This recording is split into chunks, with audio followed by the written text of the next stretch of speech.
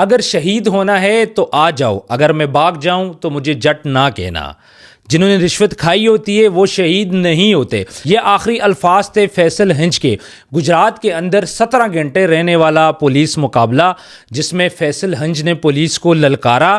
یہ تمام واقعہ میں آپ کو بتاتا ہوں۔ ہوا کچھ یوں کہ فیصل ہنج ایک منشیات فروش تھا، 10 سال سے یہ منشیات سیل کر رہا تھا گجرات کے اندر، اور اس کے بارے میں یہ مشہور تھا کہ اس کی آئس کا مقابلہ نہیں ہے، یہ بغیر ملاوٹ کی آئس کو سیل کرتا ہے اور اس کی وائس اتنی اچھی ہوتی ہے کہ دور دور تک ایریاز میں سپلائی ہوتی ہے۔ یہ پولیس کے ساتھ اس کی ملی بھگت تھی، پولیس کو یہ پیسے دیتا تھا، منتھلی دیتا تھا، اپنا کام کرتا تھا، اور اس نے بہت اچھا سیٹ اپ بنا رکھا تھا، اپنے گھر بنا رکھے تھے، کافی زیادہ پیسہ اس بندے نے بنا لیا تھا منشیات کو سیل کر کے۔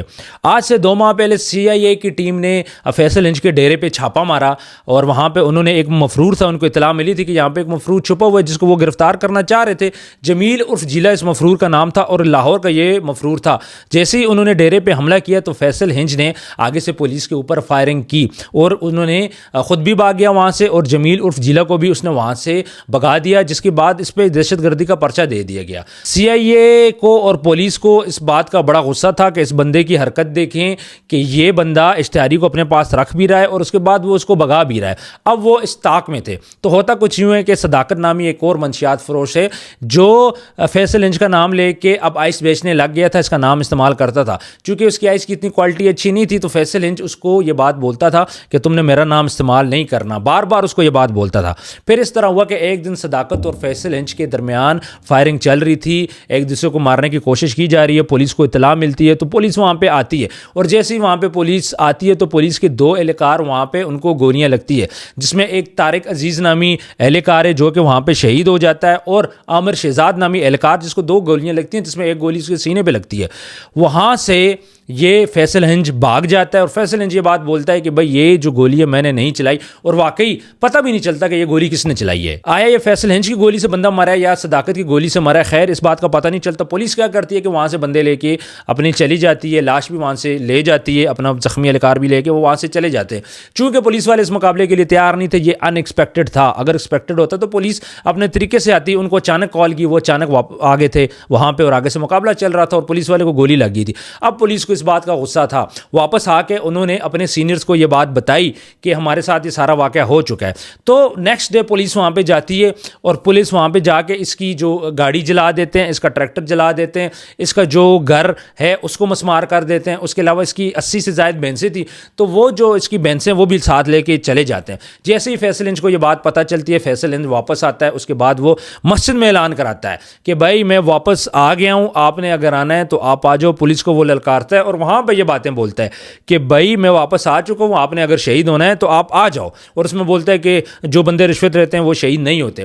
تو جب یہ بات پولیس کو پتہ چلتی ہے، اور پولیس میں اس ٹائم پہ ظاہری بات ہے غصہ تو چل رہا تھا، پولیس کیا کرتی ہے 5 DSP 9 SHO ایلیٹ فورس کے ساتھ وہاں پہ پہنچ جاتے ہیں۔ سب سے پہلے جو پولیس کا اپنا طریقہ کار ہوتا ہے مائک کے اوپر، وہ اس کو بولتے ہیں کہ بھائی تم اس طرح کرو، گرفتاری دے دو۔ وہ وہاں پہ گرفتاری نہیں دیتا۔ اس کے بعد پولیس اس کی والدہ کو لے کے جاتی ہے سامنے کہ بھائی آپ اپنے بیٹے کو سمجھاؤ گرفتاری دے دے۔ اس کے بھائی کو لے کے جاتے ہیں کہ بھائی آپ اپنے بھائی کو بولو گرفتاری دے دے، لیکن یہ فیصل ہنج پولیس کا مقابلہ کرتا ہے اور پولیس پہ فائرنگ سٹارٹ کر دیتا ہے۔ اس کے پاس گرینیڈز بھی ہوتے ہیں، اس کے پاس راکٹ لانچر بھی ہوتے ہیں، اور جدید اسلحہ اس کے پاس ہوتا ہے۔ یہ کیا کرتا ہے کہ پولیس پہ اندھادھند فائرنگ کرتا ہے، لیکن چونکہ پولیس اس دفعہ تیار تھی تو پولیس آگے سے مقابلہ سٹارٹ کر دیتی ہے۔ اب 17 گھنٹے یہ تمام معاملہ رہتا ہے۔ ارد گرد کے جو گاؤں ہیں وہاں پہ کرفیو لگا دیا جاتا ہے، لوگوں کو گھروں سے باہر نکلنا بند کر دیا جاتا ہے۔ اب پولیس کے لیے تو بڑا آسان ہے کہ 4 بندے اندر ہے تو آپ جاؤ، جا کے وہاں پہ گرینیڈ پھینک دو یا کسی قسم کا معاملہ کر لو۔ تو پھر DPO صاحب سے پوچھتے ہیں کہ DPO صاحب آپ نے اتنا ٹائم کیوں لگایا؟ 17 گھنٹے بہت بڑا ٹائم ہوتا ہے۔ تو DPO صاحب بولتے ہیں کہ ہمیں نہیں پتا تھا کہ آیا اس کے ساتھ اندر کوئی فیملی تو موجود نہیں ہے یا پھر کسی کو اس نے گرفتار تو نہیں کر رکھا، تو اس وجہ سے ہم لوگ بڑے طریقے سے ہم نے یہ آپریشن کو کمپلیٹ کیا ہے۔ خیر یہ سارا واقعہ دیکھا جائے تو فیصل ہنج اینڈ پہ مارا جاتا ہے۔ اب یہاں پہ کچھ سوالات اٹھتے ہیں۔ جو فیصل ہنج کی بیوی ہے، اس نے 2 شادیاں کر رکھی تھی، ایک شادی اس کی ارینج میرج تھی، ایک اس نے بعد میں کی تھی۔ جو اس نے پہلے شادی کی تھی اس کا 12 سالہ بچہ تھا، دوسری بیوی سے اس کے 3 بچے تھے جس میں جو بڑا بچہ تھا وہ 5 سال کا تھا۔ تو اس کی بیوی آئی ہے، بیوی نے بھی کچھ باتیں کی ہیں۔ بیوی نے سب سے پہلے بولا ہے کہ فیصل ہنج نے پولیس کو منتھلی دینے سے انکار کر دیا تھا۔ دوسری بات وہ کہتی ہے کہ فیصل ہنج یہ سب کچھ چھوڑنا چاہ رہا تھا جس کی وجہ سے اس نے منتھلی دینا ختم کر دیا تھا، اور اب چونکہ منتھلی نہیں دیتا تھا، پولیس کے کسی کام کا نہیں تھا، تو پولیس نے اس کو مروا دیا تھا۔ فیصل ہنج عام شہری کی طرح جینا چاہتا تھا، لیکن یہاں پہ سوال یہ پیدا ہوتا ہے، سب سے پہلا سوال 10 سال تک وہ منشیات بیچتا رہا، اس کو کیوں نہیں پکڑا گیا؟ پھر اس کے بعد جو اس نے 80 بینسیں بنائی، اتنے بڑے ڈیرے بنائے، اتنی زیادہ اس نے پراپرٹی بنائی، گاڑیاں تھی، ٹریکٹر تھا، سب اس نے منشیات بیچ کے اس نے خریدا، تو اس ٹائم پہ پولیس نے اس کو کیوں نہیں روکا؟ اس کے ساتھ کون سے پولیس والے ملے ہوئے تھے، ان کے خلاف بھی ایکشن ہونا چاہیے۔ پھر کون کون سے سیاسی لوگ ہیں، گاؤں کے ایریے میں سیاسی لوگوں کو بڑا اثر و رسوخ ہوتا ہے اور وہ ان جیسے لوگوں سے فائدہ اٹھاتے ہیں، تو جو سیاسی لوگ تھے کون کون اس میں انوالو تھے؟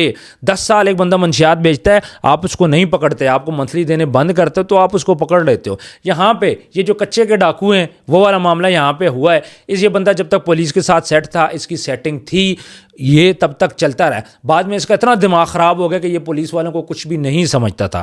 چونکہ یہ پولیس والوں کو کچھ نہیں سمجھتا تھا، بعد میں منتھلی بھی نہیں دیتا تھا، تو پولیس والوں کے لیے یہ کسی کام کا نہیں تھا۔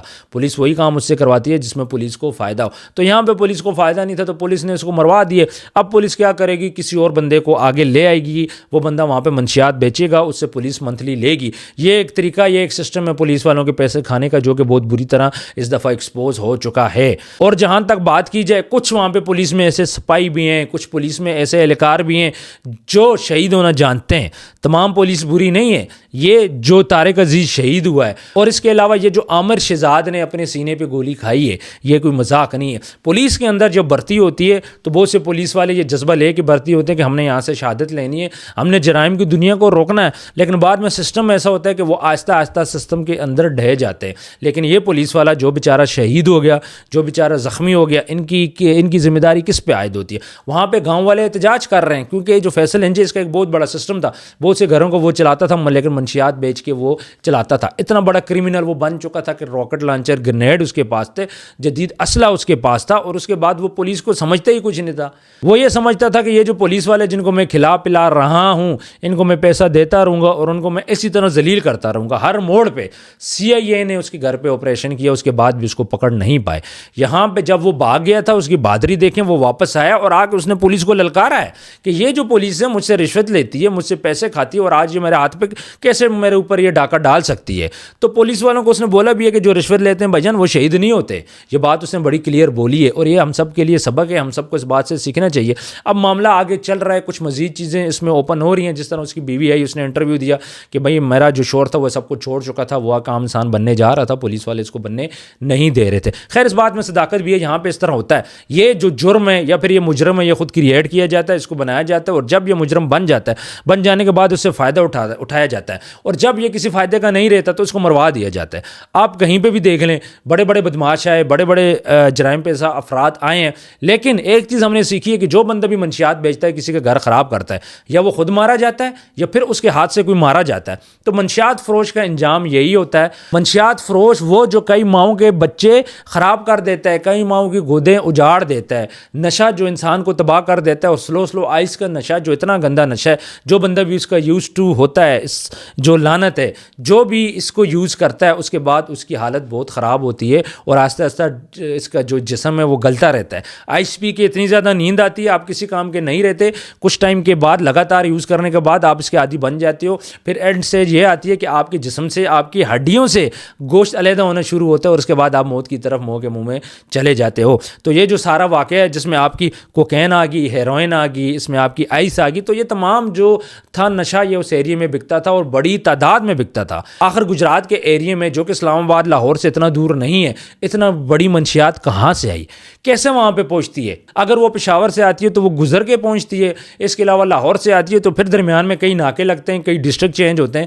تو یہ جو منشیات ہے یہ پورے پاکستان سے جب آتی ہے تو رستے میں کتنے ڈسٹرکٹ ہوتے ہیں، اس میں کون کون سے پولیس والے انوالو ہیں، کون کون سے لوگ اس کو کلیئر کرتے ہیں، تو یہ ایک پورا سسٹم بنا ہوا ہوتا ہے۔ یہ نہیں ہوتا تھا کہ فیصل ہنج خود جاتا تھا، پشاور جا رہا ہے جی، کراچی جا رہے ہیں منشیات لینے کے لیے، نہیں، سپلائر اس کو پہنچاتے ہیں۔ تو ان سپلائر کو کیوں نہیں پکڑتے؟ ان سپلائر پہ بات کیوں نہیں کی جاتی؟ ان سپلائر کا تو پولیس والوں کو بھی پتہ ہوتا ہے کہ اتنی بڑی تعداد میں اگر وہ منشیات سپلائی کر رہے ہیں تو پولیس والوں کو ان کو پکڑنا چاہیے، لیکن اس کے پیچھے بڑے بڑے سیاسی لوگ ہیں، اس کے پیچھے بڑی بڑی قوتیں ہیں جو وہاں سے حصہ لیتے ہیں۔ یہ حصہ سب کو جاتا ہے، اس نشے کا حصہ سب میں تقسیم ہوتا ہے، اور اسی حصے سے پھر الیکشن لڑا جاتا ہے، پھر الیکشن جیتا جاتا ہے، اور ان جیسے لوگوں کو، فیصل ہنچ جیسے لوگوں کو کھلے اختیارات دیے جاتے ہیں، جس کی بیس پہ آ کے پھر وہ یہ سارے معاملات کرتے ہیں۔ تو ویورز، نشے کے خلاف ہم نے آواز اٹھانی ہے۔ کامنٹ سیکشن میں آپ نے ضرور بتانا ہے کہ فیصل ہنچ کے ساتھ یہ جو انجام ہوا کیا صحیح تھا یا غلط تھا، اور لوگ اس کے لیے آواز کیوں اٹھا رہے ہیں؟ حالانکہ وہ منشیات فروش تھا، اپنی ماؤں کی گود اس نے اجاڑی ہوگی، اس کے باوجود لوگ اس کے لیے آواز کیوں اٹھا رہے ہیں؟ ہمارے معاشرے میں جو نشہ بیچتا ہے، جو پیسے کماتا ہے، تھوڑے بہت لوگوں کی مدد اس نشے کے پیسوں کے ساتھ کر دیتا ہے، تو اس کے بعد لوگ اس کی فیور میں کیوں آتے ہیں، اور پولیس والے بھی بندے کو استعمال کر کے کیوں پھینک دیتے ہیں؟ اپنا ڈھیر سارا خیال رکھیے گا، ملتا ہے نیکسٹ ویڈیو میں۔ اللہ حافظ۔